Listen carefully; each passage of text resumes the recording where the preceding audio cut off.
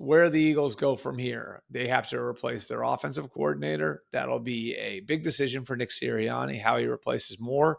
Petula would be a name to watch, a guy who's been a very loyal soldier to Nick Sirianni over the years, a guy who's been his right-hand man, who's earned the opportunity to do this. Of course, he's been passed over twice now. Brian Johnson was named offensive coordinator after Shane Steichen was poached by the Indianapolis Colts in 2023 last year after Brian Johnson was fired. They turned to Kellen Moore.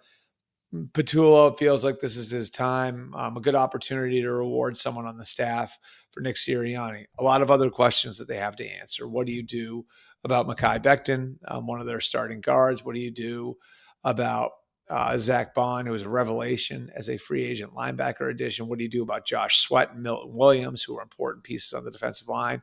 Those two guys combining for 4.5 sacks in the Super Bowl. So you have some big picture questions.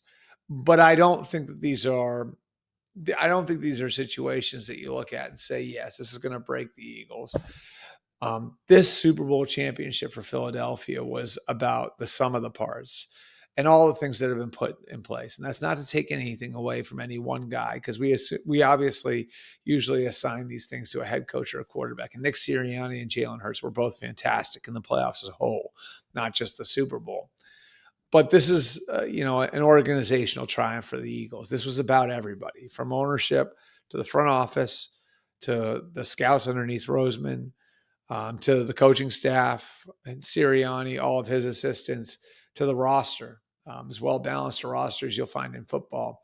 And I think going in, we all knew that the Eagles had the better roster. I think everybody felt that way. They had a better roster than the Chiefs did. I thought it was relatively close. What we saw on Sunday was something else. It didn't feel like it was all that close. And I don't think that that's a shot at the Chiefs. I wouldn't look at it that way anyway. I think that that's a tribute to the sort of team that was put together in Philadelphia. So that's a long way of me saying, I think Josh Sweat probably goes and cashes in. I think Milton Williams cashes in. I think Zach Bond cashes in. I think Mekhi Becton cashes in. I think all those guys are probably gone. But the infrastructure of what the Eagles has built is so strong that I think they can withstand those sorts of things. And if you listen, 3 of the 4 guys that I named are guys on the fronts, right? Like you have an offensive lineman and 2 defensive linemen as part of that group. Those guys will be tough to replace, of course, but those are areas where the Eagles are well fortified because they have poured so many resources into making sure those spots are right. And that's why when Fletcher Cox retires, they have Jordan Davis, they have Jalen Carter, they have Milton Williams ready to go and replace him. That's why when you strike out on Bryce Huff, you have Sweat and Nolan Smith and Jalex Hunt and Brendan Graham in those positions. It's why, over the years, they've been able to replace guys. Like when you have, again, Jason Kelsey, you lose a guy like Jason Kelsey, you have Cam Jurgens and Landon Dickerson ready to go. They have been so well fortified. They have invested so much in making sure the lines of scrimmage are right. I think if they let those guys go, and those guys probably will get overpaid in free agency, and good for them. Those guys should collect on the Super Bowl tax.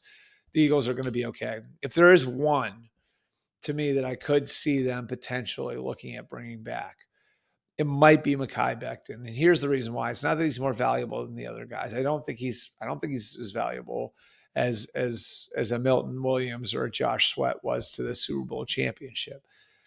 It's because maybe you're looking forward a little bit. And I wouldn't sign, if I were the Eagles, I'd feel comfortable letting go of Mekhi Becton as a guard. But what if you see him as the long-term solution for the right tackle question? Lane Johnson's going to play again next year. He said as much. But what if you view Mekhi Becton as the future right tackle? That's the one thing where I look at and say, maybe they look at the idea of keeping Mekhi Becton. But again, those are big questions those are big questions the Eagles have to answer. My guess is they let the majority of those guys go, if not all of them go, and they'll be just fine on the other side of it.